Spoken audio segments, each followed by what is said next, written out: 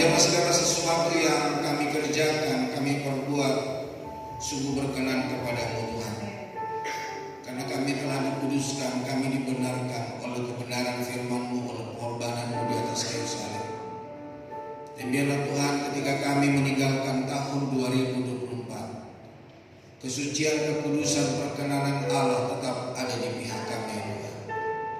Sehingga ketika kami Tuhan di 2024 ada banyak hal yang diperhadapkan dan kami dapat menghadapinya dan kemenangan bersama dengan Tuhan. Dan segala doa-doa yang kami panjatkan kepada-Mu Tuhan, Engkau yang menolong dan membela kami. Atau mungkin juga Tuhan ada doa-doa, ada pergumulan-pergumulan yang belum kami terima sampai hari ini. Kiranya kami dapat tetap melihat kemuliaan Allah, kami tetap kuat di dalam Tuhan. Karena kami percaya bahwa Allah yang kami percaya di dalam Yesus Kristus adalah Allah yang menepati segala janjinya bagi setiap orang yang taat dan berharap kepada-Mu Tuhan. Berkati firman-Mu, pakai hamba-Mu dan urapi setiap kami. Segala kuasa yang bukan dari Tuhan yang ingin mencuri firman Allah, kami tolak patahkan dalam nama Tuhan Yesus. Kiranya kasih karunia anugerah-Mu Tuhan tetap melimpah atas kami dari pertengahan sampai pada akhir ibadah kami dalam nama Yesus Kristus Tuhan kami. Yang diberkati Tuhan sama-sama berkata amin. Amin. Silakan duduk Bapak Ibu Saudara. Selamat pagi. Shalom. Shalom. Ya, doa dan harapanku Bapak Ibu tetap dalam pemeliharaan perlindungan Tuhan dan kasih Tuhan tetap melimpah atas hidup kita. Nah, di akhir tahun dan di akhir minggu di bulan Desember dan akhir minggu di tahun-tahun ini, hari ini kita akan belajar kebenaran firman Allah, yaitu beriman menatap hari esok. Saya tidak tahu Bapak Ibu Saudara apa yang menjadi pegangan di dalam hidup kita untuk kita kuat di 2024. Dan apa juga pegangan kita untuk kita masuk di tahun 2025. Apakah kita bersandar kepada hikmat kepintaran kita? Apakah kita bersandar kepada kekuatan kita? Apakah kita bersandar kepada apa yang kita punya hari ini yang kita pakai? Apakah kita bersandar kepada orang tua atau kita bersandar kepada anak-anak? Apa kita bersandar kepada uang kita? Atau apa saja yang ada di dalam dunia ini, itu kita sandarkan dan kita berharap bahwa selama hidup kita merasa damai dan kita merasa sejahtera. Namun Bapak Ibu Saudara, di dalam pembacaan kita hari ini, kita akan belajar bagaimana bangsa Israel itu mengalami damai sejahtera sekalipun mereka di dalam masalah persoalan yang sebetulnya tidak sesuatu yang enak yang Tuhan izinkan di dalam hidup mereka. Mari kita melihat di dalam Yeremia 29 ayat yang ke-10 sampai ayat yang ke-14. Yeremia 29 ayat 10 sampai 14. Jika sudah ketemu, mari kita sama-sama baca bersama 2, 3. Sebab beginilah firman Tuhan, apabila telah genap 70 tahun di Babel, barulah aku memperhatikan kamu. Aku akan menepati janjiku itu kepadamu dengan mengembalikan kamu ke tempat ini. Sebab aku ini mengetahui rancangan-rancangan apa yang ada padaku mengenai kamu. Demikianlah firman Tuhan, yaitu rancangan damai sejahtera dan bukan rancangan kecelakaan, untuk memberikan kepadamu hari depan yang penuh harapan. Dan apabila kamu berseru dan datang untuk berdoa kepadaku, maka aku akan mendengarkan kamu. Apabila kamu mencari aku, kamu akan menemukan aku. Apabila kamu menanyakan aku dengan segenap hati, aku akan memberi kamu menemukan aku. Demikianlah firman Tuhan. Dan aku akan memulihkan keadaanmu dan akan mengumpulkan kamu dari antara segala bangsa dan dari segala tempat kemana kamu telah kucerai-beraikan. Demikianlah firman Tuhan. Dan aku akan mengembalikan kamu ke tempat yang dari mana aku telah membuang kamu. Nah, Bapak Ibu Saudara-saudara kekasih Tuhan, kitab Yeremia ini menuliskan ketika bangsa Israel sedang berada dalam pembuangan di Babel. Nah, Yeremia mengirimkan surat untuk adanya jawaban Tuhan, adanya pertolongan Tuhan. Tapi kapan adanya? Setelah 70 tahun bangsa Israel ada di dalam pembuangan. Ya mungkin yang sudah berusia 30, 40, 50 mungkin juga sudah juga mengalami namanya pembebasan dari pembuangan ke Babel. Yang artinya saudara, hal ini bukan sesuatu atau bukan waktu yang cepat. Bukan 70 jam, bukan 70 hari, bukan 70 minggu, bukan 70 bulan. Tetapi 70 tahun. Kira-kira Bapak Ibu bergumul sudah berapa tahun dalam hidup ini? Ada sesuatu yang Bapak Ibu pergumulkan sudah berapa tahun? Ada yang sudah 5 tahun? Ada yang sudah 10 tahun? Bangsa Israel menghadapi Babel selama 70 tahun. Sebetulnya ini bukan berita sukacita bagi bangsa Israel saat itu. Mungkin juga karena membuat mereka lemas, membuat mereka ketakutan, membuat mereka putus asa, membuat mereka putus harapan. Betul enggak? Tetapi di antara mereka itu ada nabi-nabi palsu, enggak cuma sebentar doang. Tapi Yeremia adalah nabi Allah, utusan Allah terhadap bangsa Israel yang mengirimkan surat bahwa kamu akan ada di sana 70 tahun. Dan di dalam firman Allah ini berkata bahwa kamu tetap berdoa di mana kamu ada. Jadi ketika bangsa Israel ada di Babel, dalam surat Yeremia, bagaimana Tuhan berbicara kepada Yeremia supaya orang Israel juga berdoa untuk Babel. Sudah nggak suka di sana, berdoa lagi untuk Babel, saudara. Itu bukan sesuatu yang enak. Tapi bagaimana mereka untuk dapat mengalami yang namanya shalom, sejahtera atas pembuangan bangsa Israel ke tanah Babel? Kesejahteraan hanya akan diraih ketika bangsa Israel taat kepada Tuhan. Maka dari itu selalu ada tuntunan Tuhan di tengah segala tantangan. Nah, ketaatan bangsa Israel yang Tuhan mau dikatakan apabila kamu mencari aku, ayat 13 itu.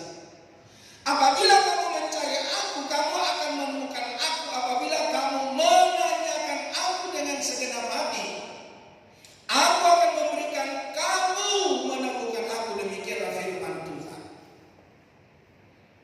Jadi Bapak Ibu Saudara, di dalam persoalan, di dalam masalah pembuangan atas bangsa Israel ke Babel, ternyata bukan hanya mereka mengalami masalah dan persoalan tantangan hidup, namun Tuhan juga memberikan jalan keluar. Apa yang harus dilakukan oleh bangsa Israel sekalipun mereka 70 tahun ada di Babel? Firman Allah berkata, carilah aku. Berdoalah, datanglah kepadamu dengan segenap hati. Tapi apakah kira-kira dengan kita segenap hati juga, dengan kita sungguh-sungguh mencari Tuhan, kita menemukan Tuhan? Bukan Bapak, bukan Ibu. Artinya bukan karena kau baik, bukan karena engkau berdoa, bukan. Tetapi firman Allah berkata, aku akan memberikan kamu menemukan aku.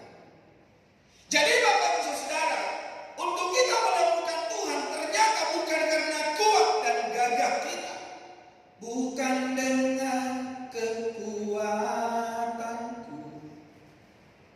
Enggak Bapak Ibu Saudara.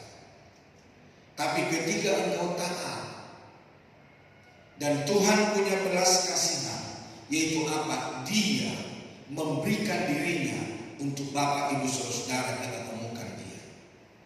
Jadi Bapak Ibu Saudara kekasih Tuhan, kalau di tahun 2024 nilai kita mencari Tuhan, nilai kita, ketaatan kita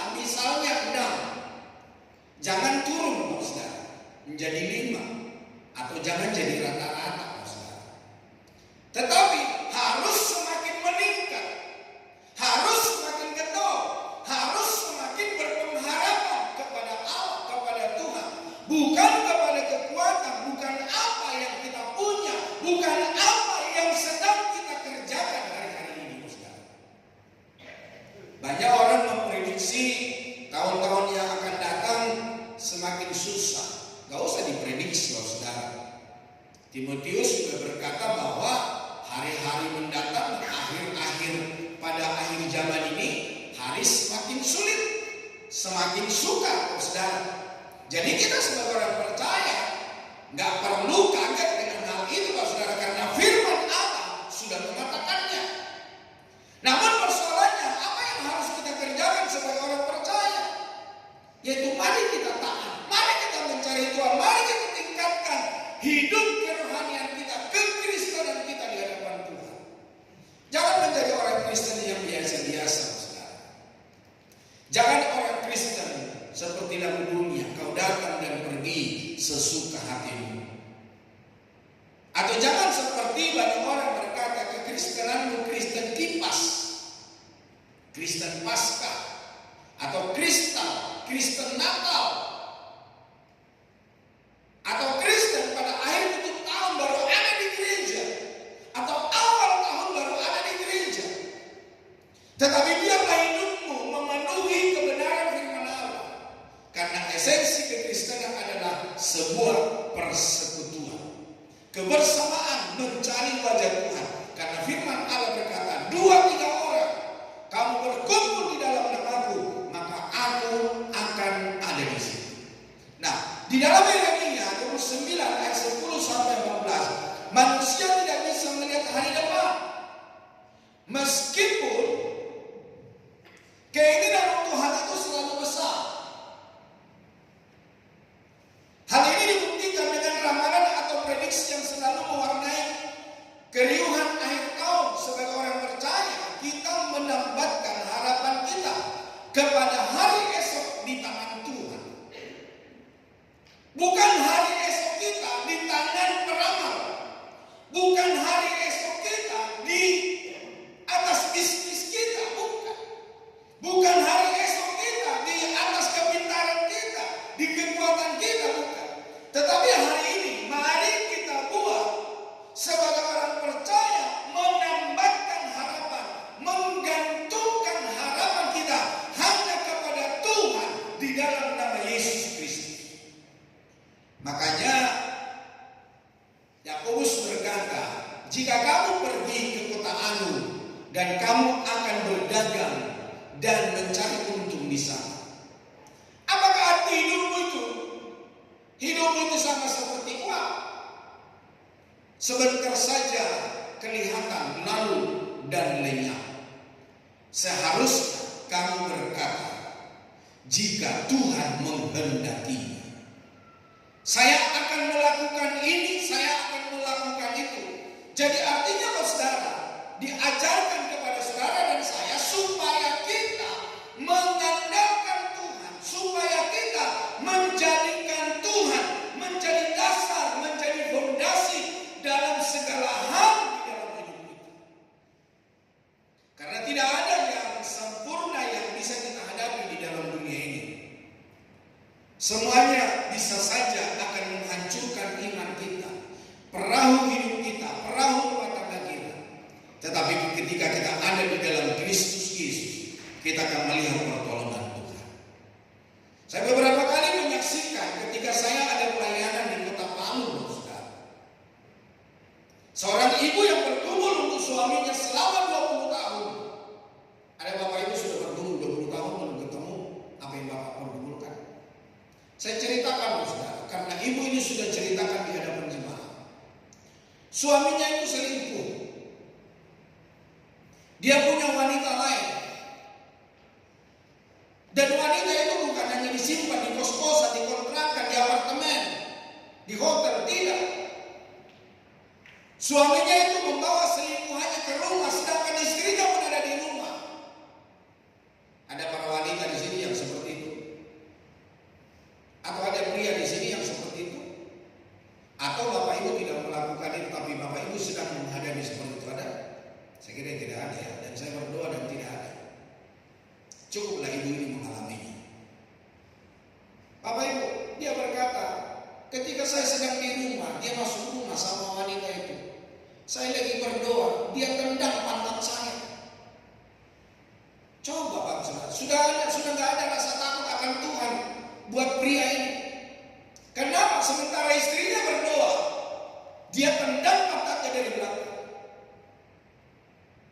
Tapi dia berkata, Pak Pendeta, hari ini suami saya ada di sini. Dia mendengarkan kesaksian saya.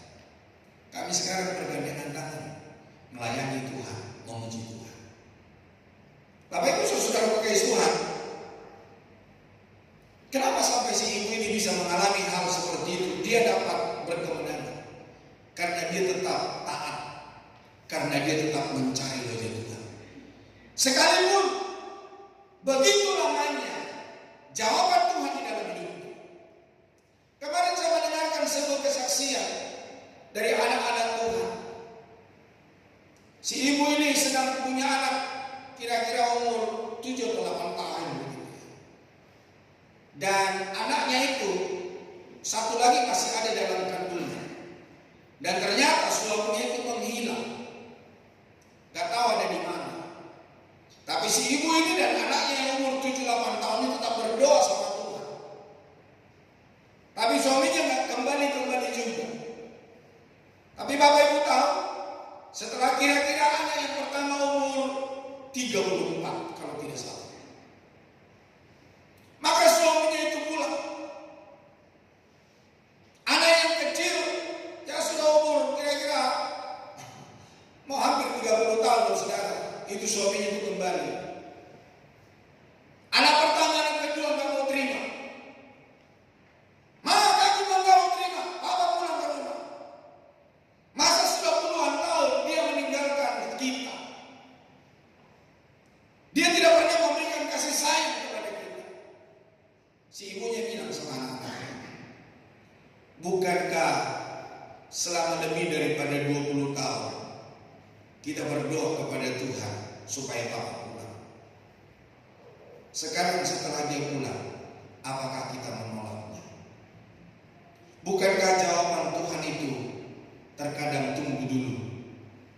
Bukankah jawaban Tuhan itu juga mengajari supaya kita tetap berharap kepadanya, supaya kita semakin matang, semakin dewasa di dalam Tuhan?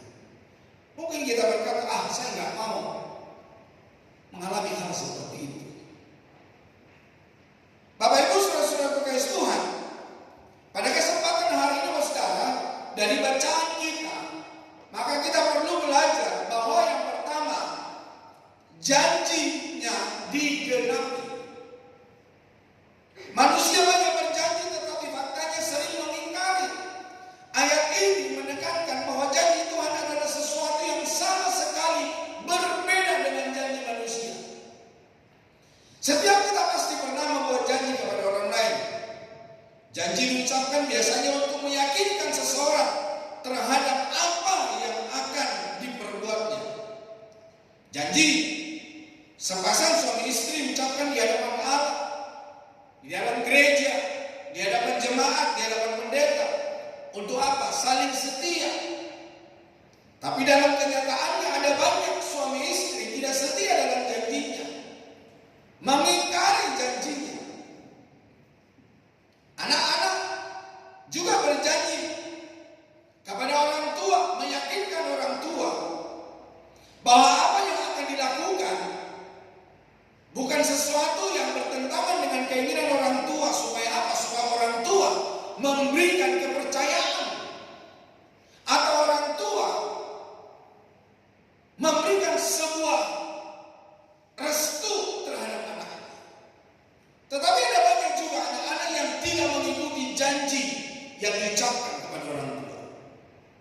Banyak juga kita berjanji kepada Tuhan, tapi pada hakikatnya, pada kenyataannya, janji itu seringkali kepleset, keplesetnya terlalu jauh, sampai kadang-kadang janji itu tidak ditepati. Namun di antara banyak janji yang pernah kita ucapkan, pasti ada yang pernah mengingkari janji tersebut, baik secara sengaja maupun tidak. Banyak hal yang terjadi seringkali membuat kita melupakan janji yang pernah terucapkan sebelumnya. Namun bagaimana dengan janji Tuhan? Apakah Tuhan pernah melupakan janjinya? Apakah dia ingat akan janjinya? Bapak Ibu saudara terkasih Tuhan, jangka waktu 70 tahun yang diberikan kepada bangsa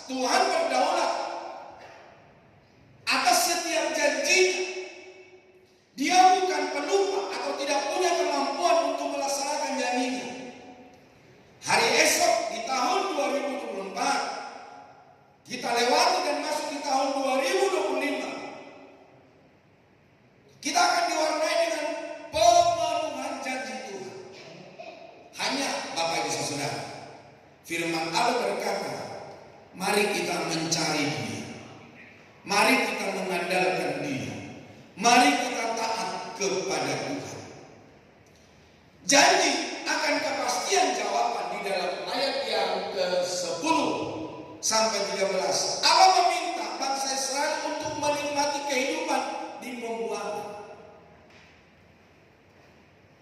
Apakah kira-kira ketika kita menghadapi masalah persoalan, kita bisa menikmatinya? Ketika bangsa Israel tidak di negaranya, tidak di kotanya, apakah kira-kira mereka bisa menikmatinya? Tuhan bilang supaya bangsa Israel menikmati kehidupan di pembuangan. Karena apa, saudara? Ketika pun mereka ada di pembuangan, Tuhan ada di sana. Bapak Ibu saudara, ketika kita menghadapi masalah persoalan, Tuhan juga ada di tengah-tengah kita. Seperti ada sebuah penglihatan yang dialami oleh seorang anak Tuhan. Ketika Tuhan izinkan untuk dia berjalan-jalan di pinggir pantai. Di waktu dia senang, di waktu dia diberkati, di waktu dia sehat, semua baik, usaha, pekerjaan, istri, anak-anak semua baik. Dan segala sesuatu yang didoakan, dirancanakannya, semua berjalan dengan baik. Dan dia melihat ada dua pasang telapak kaki yang ada di pinggiran pantai di atas pasir. Dan dia tahu bahwa bekas telapak kaki selain hanya telapak kakinya dia, itu juga ada telapak kaki Tuhan. Yang artinya dia tahu bahwa Tuhan menyertai dia. Namun Bapak Ibu saudara, dalam kesaksiannya, dalam penglihatan itu, ketika hari-hari ulang tahun yang dia lalui, penuh dengan persoalan, penuh dengan masalah, pekerjaan, rumah tangga, kesehatan semua terganggu, perekonomian terganggu. Namun dalam penglihatan itu, ketika dia berjalan di pinggiran pantai, dia berkata, telapak kaki bukan 4 lagi, bukan 2 pasang lagi, tetapi hanya sepasang. Dia protes sama Tuhan dan berkata, Tuhan, di mana Engkau? Bukankah Kau berjanji Engkau menyertai aku sampai selama-lamanya? Tapi saya melihat Engkau menyertai aku ketika aku dalam keadaan sehat, ketika ekonomiku dalam keadaan baik, istriku baik, anakku baik, semua teman-temanku baik. Saya melihat penyertaan Tuhan terjadi dalam hidupku. Tapi ternyata sekarang setelah aku mengalami masalah persoalan, ekonomiku terganggu, usahaku, pertemananku terganggu. Ada di manakah Engkau Tuhan? Karena saya hanya melihat sepasang telapak kakiku. Di mana Engkau Tuhan? Ketika aku punya hari-hari kehidupan yang penuh dengan tantangan ini. Kenapa Engkau berkata begitu, nak, kata Tuhan? Karena aku hanya melihat sepasang bekas telapak kaki di pinggiran pantai. Tapi Tuhan berkata dengan lembut begini, nah, apakah kamu tahu telapak kaki yang kamu lihat itu adalah telapak kakimu? Telapak kaki yang kamu lihat, bekas telapak kaki yang kamu lihat, itu bukan telapak kakimu. Itu adalah bekas telapak kaki saya, kata Tuhan. Loh, kalau begitu apa ada di mana Tuhan? Tuhan berkata begini, engkau sedang ada dalam gendongan. Engkau ada dalam segala pelukan. Akulah yang berjalan di tengah-tengah masalah persoalan yang kau hadapi. Akulah yang berjalan di padang gurun yang kau hadapi. Akulah yang berjalan di lembah kekelaman yang kau hadapi. Sedangkan engkau ada di dalam pangkuanku. Engkau ada di dalam pelukan. Bapak Ibu saudara, mungkin di tahun 2024 kita juga mengalami hal yang sama seperti penglihatan seorang anak Tuhan ini. Ketika kita kaya, ketika kita punya duit, ketika kita senang, semua orang dekat dengan kita, usaha pekerjaan kita baik-baik saja. Tapi ketika segala sesuatu sudah mulai terkikis, teman pun terkikis, sahabat pun terkikis, bahkan saudara sendiri pun terkikis, menjauh dari kita. Tapi ingatlah saudara, Tuhan tidak pernah melupakanmu dan membiarkan. Janji Tuhan berkata, aku menyertai engkau sampai selama-lamanya. Aku menyertai engkau sampai kesudahan Allah. Bahkan ketika Yesus naik ke surga, dia berkata, aku minta kepada Bapa supaya dia memberikan Roh Kudusnya untuk menyertai kamu. Jadi Bapak Saudara, mungkin secara kasat mata suami kita tidak bersama kita, istri kita tidak bersama kita, orang tua kita tidak bersama kita, anak-anak kita tidak bersama dengan kita. Anak-anak rantau menuliskan di sosial medianya berkata, Natal sudah dekat, tahun baru sudah dekat.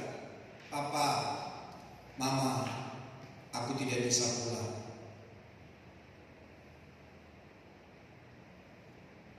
Mereka berkata, aku menangis, tidak bisa bersama dengan Papa dan Mama. Maafkan aku ya Pak, maafkan aku ya Mama, kalau aku nggak bisa pulang. Sekalipun sahabat, sekalipun orang tua, siapapun yang dekat dengan kita, tidak ada bersama dengan kita. Saya kasih tahu saudara, ketika kau mengasihi Tuhan, ketika kau taat dengan Tuhan, firman Allah berjanji, aku menyertai sampai kepada kesudahan. Memang daging kita ini sering meronta-ronta saudara, atas ketidakhadiran, ketidakbersamaan orang lain terhadap kita. Orang lain boleh ingkar janji saudara, tapi Tuhan tidak pernah ingkar janji buat kita. Bangsa Israel ketika ada di pembuangan di Babel, bahkan mereka berkata, berdoalah buat bangsa, buat kota di mana kamu ada, karena kesejahteraan kota itu adalah kesejahteraan juga. Artinya sejahtera itu bukan hanya kecukupan, bukan hanya punya makan, minum, pakaian, keuangan, rumah, segala hal yang kita butuhkan. Tapi Tuhan mau supaya bangsa Israel itu menikmati shalom, damai sejahtera, sampai pada akhirnya mereka keluar dari pembuangan setelah 70 tahun. Demikian halnya dalam hidup kita, mari kita berdoa. Apa yang menjadi tantangan dan rintangan yang telah kita hadapi. Inilah rancangan Allah yang berbeda dengan nubuat-nubuat palsu pada waktu itu yang berkata bahwa pembuangan tersebut hanya sebentar. Padahal Tuhan berkata 70 tahun. Janji kepastian pemulihan di dalam ayat 14 dalam keadaan yang sulit. Satu hal yang dapat membuat kita tenang adalah berada di dekat Tuhan. Hanya dekat Allahku, rasa tenang hatiku, kau sertai jalanku sepanjang hidupku. Hanya dekat padamu ada apa? Ada kekuatan baru. Kaulah perlindunganku,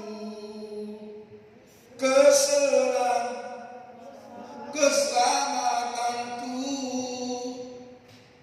Tapi yang berikutnya jangan asal nyanyi. Ku ingin selalu bersekutu denganmu. Itu harus kita buktikan di dalam hidup kita, saudara.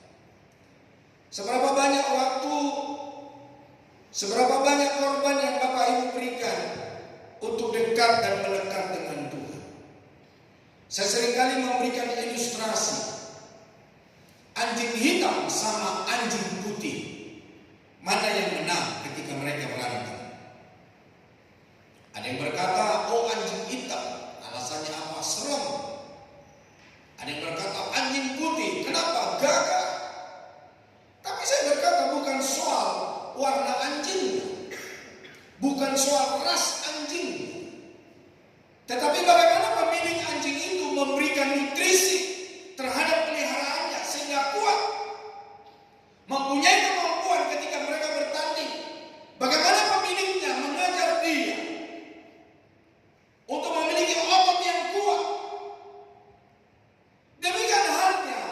jasmani dan rohani kita.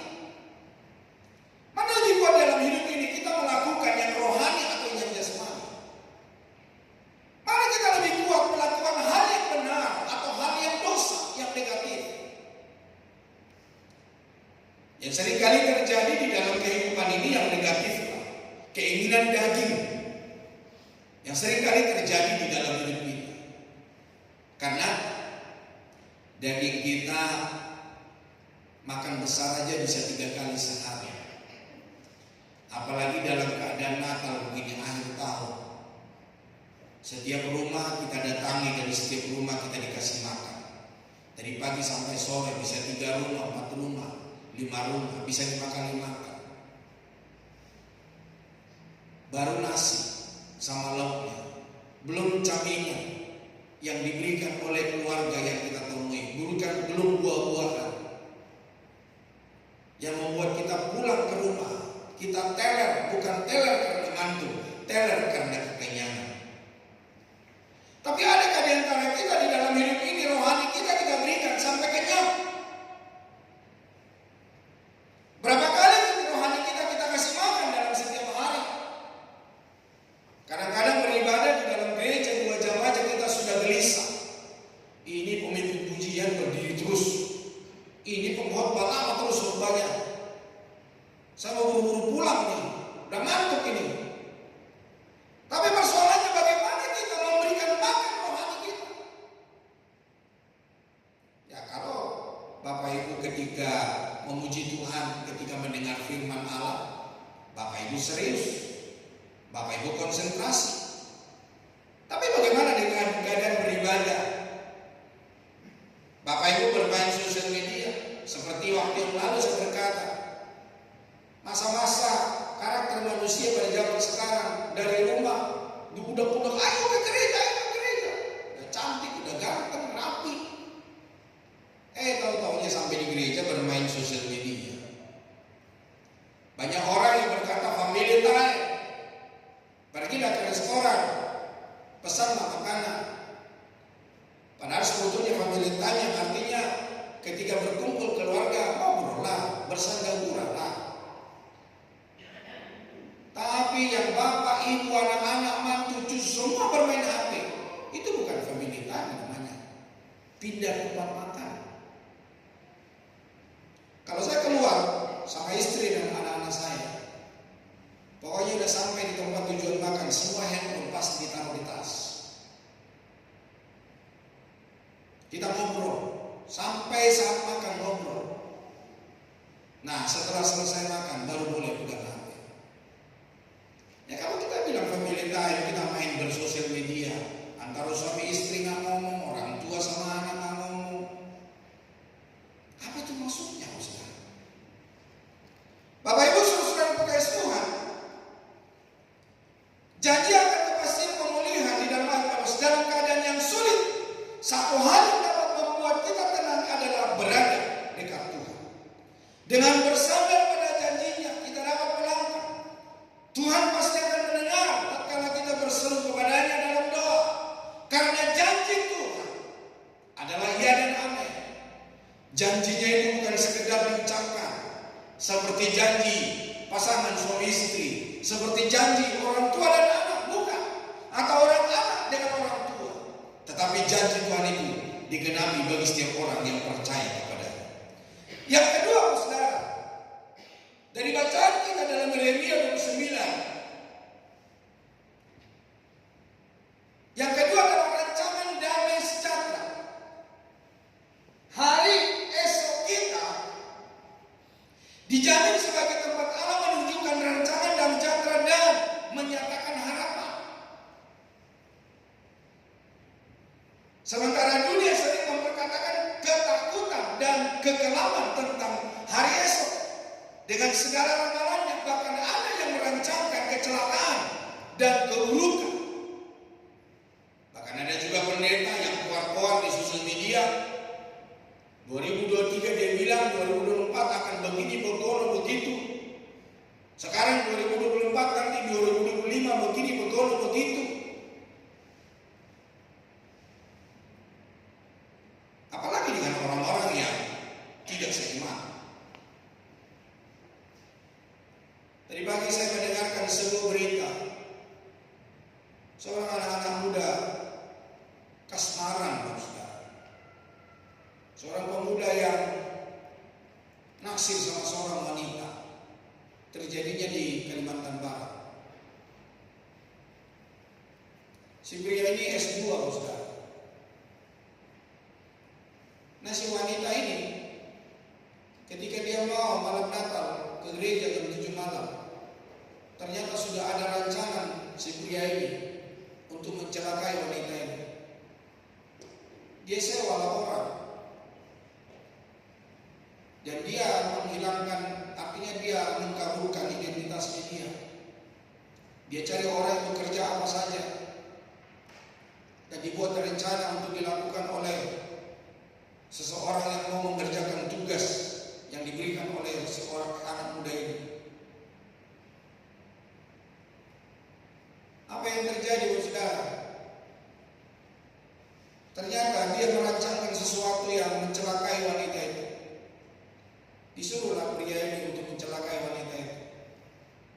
Dan dia tahu semuanya itu persiapan mau malam Natal. Maka dia menyuruh orang ini mendatangi rumah itu sambil membawa air keras. Sementara wanita itu keluar dari kamar mandi dan hanya dibalut dengan anduk, saudara. Si pria suruhan itu menyiramkan air keras. Saya tahu kalau saya baca, dua-duanya adalah anak Tuhan.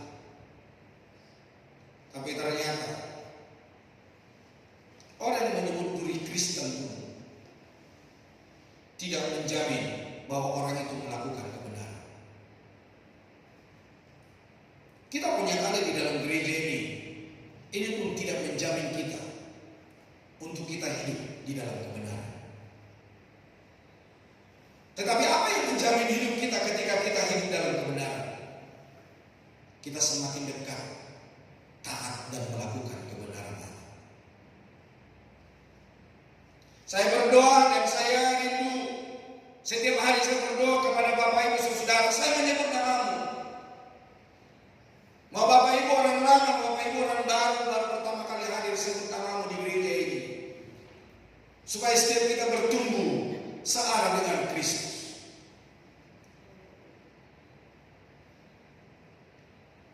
Saya berdoa kepada Tuhan supaya di antara kita tidak ada seorang pun yang ditolak oleh Tuhan. Saya berdoa kepada Tuhan supaya setiap kita yang ada diberkati oleh Tuhan. Makanya saya setiap kali bertemu dengan jemaat saya tanya namanya. Supaya apa? Supaya di dalam doaku saya sebut namanya.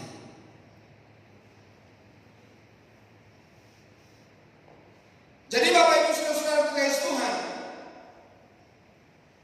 rancangan dan bicara hari esok kita adalah kekuatan kita hanya ada di dalam Yesus Kristus Tuhan.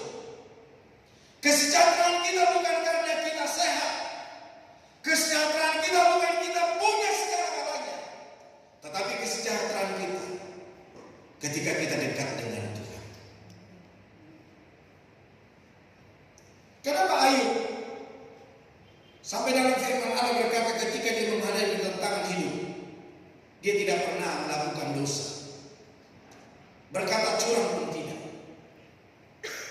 Karena di dalam Alkitab dari pasal pertama sudah dikatakan ternyata Ayub itu adalah orang yang saleh,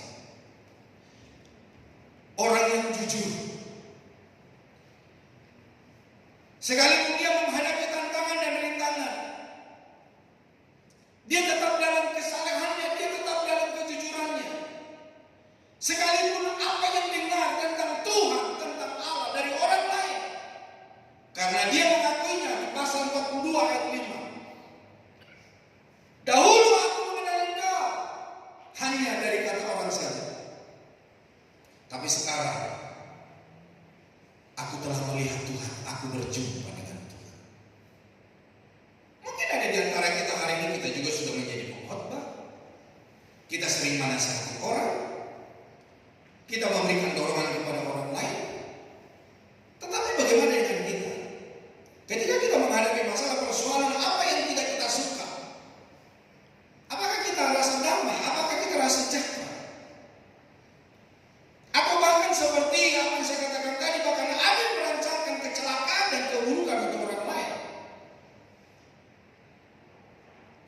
apapun yang terjadi di dunia ini, situasi ekonomi dan politik berguncang.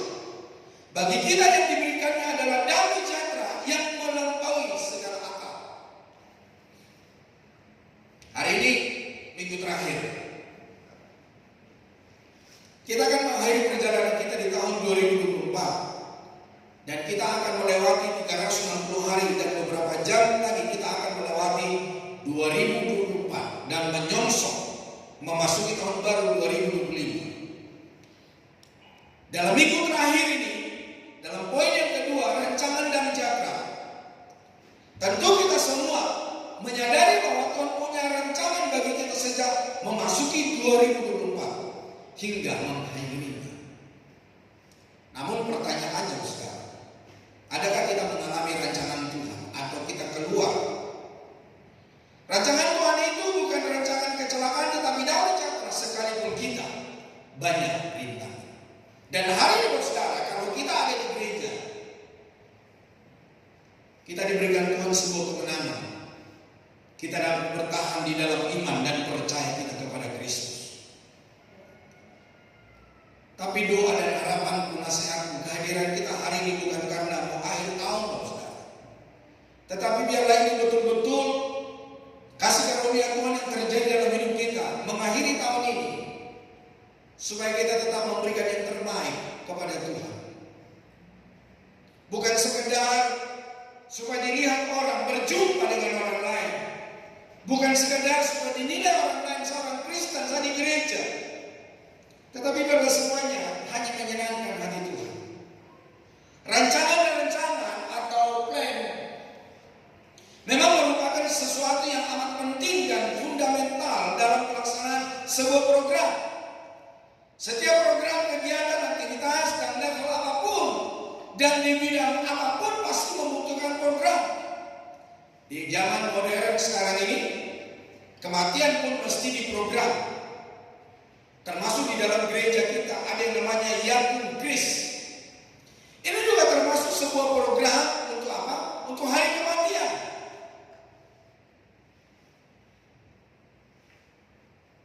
Supaya apa? Ketika kita meninggalkan dunia ini, yang hidup tidak terlalu repot. Ada pengurus gereja yang telah mengurusinya. Peti mati kita tidak akan pikirin lagi. Ambulans tidak kita pikirkan lagi. Tanah makam sudah tidak kita pikirkan lagi. Karena apa yang telah diberikan program dan yang menjadi bagian kita untuk membayar per tahun, itu tandanya kita telah melakukan segala tanggung jawab kita. Dan kalau ada sesuatu yang terjadi, kita tinggal menikmatinya. Dan harga segitu bukan hanya untuk 1 orang, untuk 4 orang, untuk 5 orang. Yang penting suami, istri, dan anak-anak. Saya pernah bertanya, Pak, anak saya di Jakarta, Pak, saya di Balikpapan, bagaimana Pak? Tetap diperhitungkan katanya. Luar biasa. Jadi dengan bayar begitu, anak Bapak di Jakarta, Bapak mau dikasih uang untuk beli peti mati, kasih uang untuk beli ambulans, untuk beli tanah, gak apa-apa.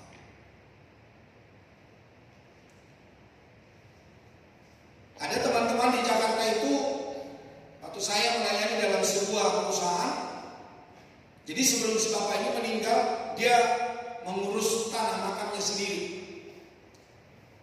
Saya tahunya dari bosnya, dari para karyawannya. Ternyata sebelum dia meninggal, dia sudah mempersiapkan tanah penguburannya. Dan mereka berkata seakan-akan dia sudah tahu kapan dia akan meninggal. Gak sampai setahun, gak sampai setengah tahun, dia membeli tanah makam buat dia. Dia dipanggil oleh Tuhan.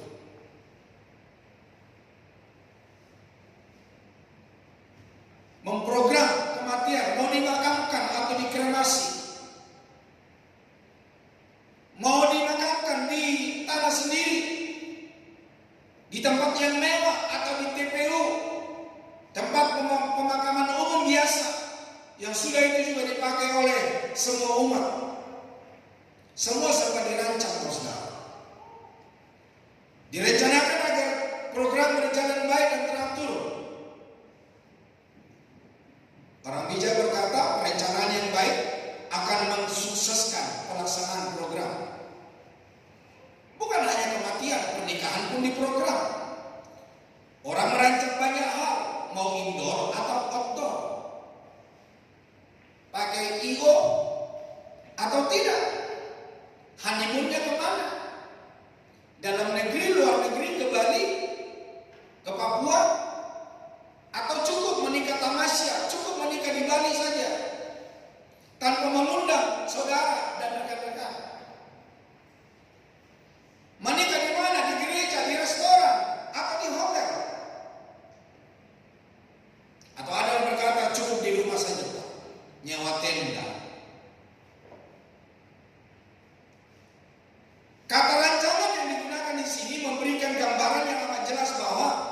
Sejak awal Allah telah memiliki skenario bahwa umatnya harus diselamatkan, harus menikmati keselamatannya. Rancangannya adalah keselamatan, bukan rancangan kecelakaan. Rancangan Allah itu definitif, pasti, kokoh dan kuat, lengkap, final. Bukan dalam pertengahan jalan kita mengalami kekecewaan. Rancangan Allah berbeda dari rancangan dan jalan manusia. Bapak Ibu bisa melihat di dalam Yesaya 55 ayat yang ke-8.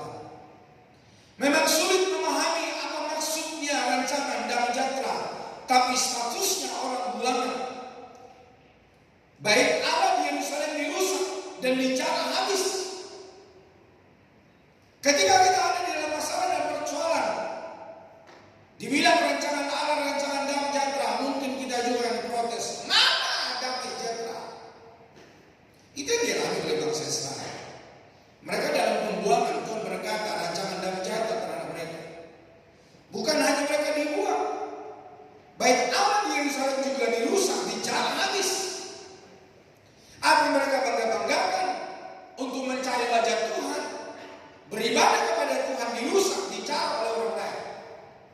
Yang artinya tidak ada kebanggaan yang tersisa di Yehuda, di Yerusalem. Sebagai kerajaan umat pilihan, mereka takluk di tangan kerajaan kafir. Betapa besarnya misteri yang bangsa Israel hadapi. Tetapi bagaimana juga misteri pemeliharaan Allah yang seringkali digampangkan oleh banyak orang. Jadi apa maksudnya rancangan sejahtera? Sejahtera tidak sama dengan memiliki semua yang diinginkan. Malah banyak orang, saudara, ketika punya A, I, U, E, O sampai Z, saudara, malah bukan mengalami sejahtera. Orang yang menikah, wah nanti kalau kami punya anak, wah kami punya sejahtera. Malah kadang-kadang setelah punya anak, bukan malah sejahtera. Malah anak-anak di luar kendali, saudara. Malah kadang-kadang kita pikir, wah aku punya rumah, aku punya mobil, aku punya apartemen, aku punya deposito, sejahtera. Bukan juga Bapak Ibu. Malah banyak orang ketika banyak duit malah takut kemana-mana. Makan tak enak, tidur pun tak nyenyak. Ada banyak janda di Israel, tetapi janda miskin di Safat yang merasakan sejahtera pemeliharaan Tuhan lewat Nabi Elia. Sepanjang hidupnya dia tetap miskin, tetapi hidup sejahtera karena penyertaan Tuhan di dalam hidupnya. Bagaimana Tuhan mengirim Elia, memelihara dia ketika di masa paceklik. Demikian halnya Tuhan berkata di dalam perjanjian baru, yang hidup adalah kesejahteraan sehingga mampu memberi persembahan dalam rasa syukur yang penuh atas hidupnya. Dari sejahtera yang dia alami, ternyata Yesus menilai dan berkata bahwa yang memberikan persembahan kepada Allah lewat bait Allah adalah wanita miskin itu. Kenapa Yesus berkata bahwa wanita miskin itulah yang mengalami sejahtera? Karena dia memberikan persembahan bukan dari sisa yang dia punya. Karena dia memberikan persembahan bukan dari masih ada yang punya. Nah. Tapi apa yang memberikan, apa yang dia berikan itu adalah apa yang dia punya. Dan ketika dia pulang sekarang, dia tidak punya uang lagi.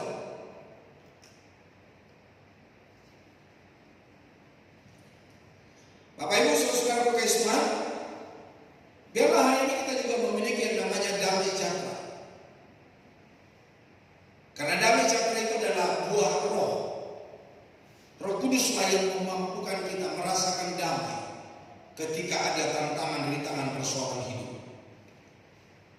Roh Kuduslah yang memberikan damai sejahtera ketika kita nggak punya uang, ketika kita nggak punya makanan. Roh Kuduslah yang memberikan damai di dalam hidup kita.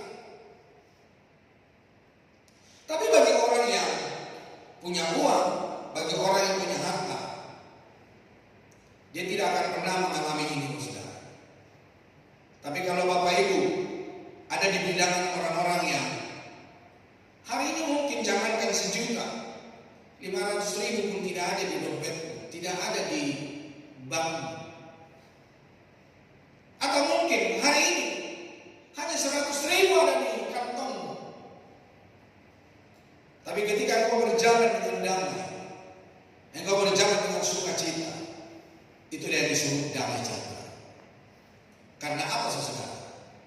Damai sejahtera bukan ditentukan apa yang di luar dari hati kita. Damai sejahtera ditentukan apa yang di dalam hati kita. Itu pekerjaan Roh Kudus. Damai sejahtera yang dari luar tidak bisa mempengaruhi apa yang ada di dalam hidup kita. Dan damai sejahtera dapat dimiliki, dan itu ditentukan ketika kita mempunyai relasi yang baik dengan Tuhan, hubungan yang baik dengan Tuhan. Damai sejahtera kita tidak ditentukan oleh orang lain. Damai sejahtera kita tidak ditentukan apa kata orang, tetapi apa kata Tuhan. Yang terakhir, yang ketiga, dari bacaan Yeremia. Yang ketiga, persekutuan dengan Tuhan. Bagaimana kita menghadapi tahun-tahun yang akan datang yang tidak pasti, saudara. Ada orang merancangkan kesusahan, ada orang merancangkan baik-baik saja. Tapi firman Allah berkata, semakin hari semakin susah. Tahun depan waktu yang akan kita jelang adalah tempat yang Tuhan siapkan untuk kita mengalami pemulihan hubungan dengan Tuhan. Kalau hari ini kau belum mengalami damai sejahtera, biarlah hubunganmu dengan Tuhan lebih baik lagi. Ketika kamu belum dicoba oleh Tuhan, biarlah hubunganmu lebih baik lagi dengan Tuhan. Jangan cukup hanya kau hadir dalam gereja. Tuhan adalah pribadi yang berkenan ditemui sehingga kita bisa semakin membangun persekutuan dengan Dia. Seperti bacaan kita tadi, firman Allah berkata, orang yang mencari Dia, orang yang mencari Tuhan akan menemukan Tuhan. Kenapa? Karena Tuhan sendiri yang memberikan dirinya untuk kita dapat temukan. Jika ada resolusi atau keputusan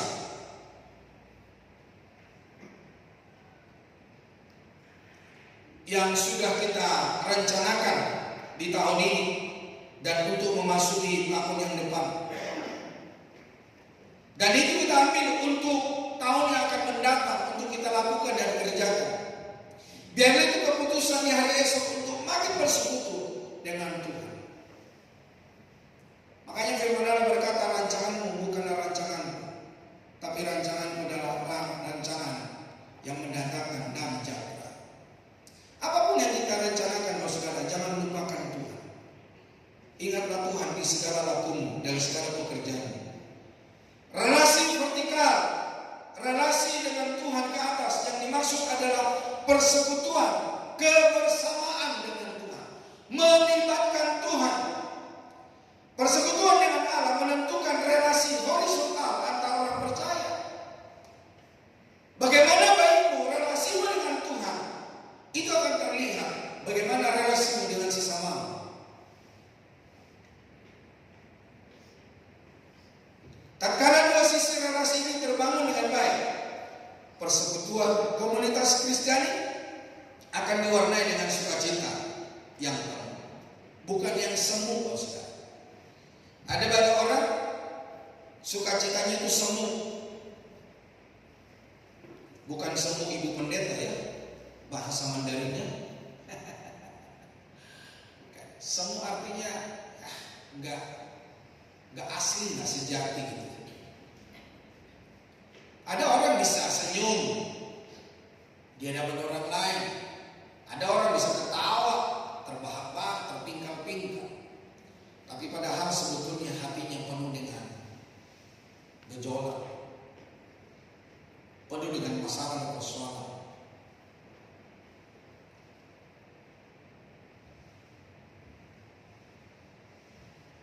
Setiap orang yang hidup di dalam persekutuan dengan Allah, maka ia juga harus hidup dalam terang. Kehidupannya tidak lagi melakukan perbuatan-perbuatan gelap atau perbuatan dosa. Jika ada yang menyatakan dirinya hidup bersekutu dengan Tuhan tetapi melakukan perbuatan-perbuatan kegelapan, maka ia adalah pendusta. Sebagai orang-orang yang percaya kepada Yesus Kristus, tentunya kita harus hidup di dalam terang. Kita harus mengakui keberdosaan kita sehingga kita mendapatkan pengampunan dari Allah yang menjadikan kita lahir baru. Dan setiap orang yang mendapatkan pengampunan Allah akan hidup bersekutu dengan orang-orang yang percaya kepada Allah. Jadi sangat gampang saudara, orang-orang yang punya persekutuan yang baik dengan Tuhan, maka persekutuannya dengan saudara-saudara seiman juga akan baik. Persekutuan dengan Allah seharusnya terlihat juga melalui pola hidup, perkataan, perbuatan, karya kita setiap hari. Seorang yang sungguh-sungguh hidup dalam terang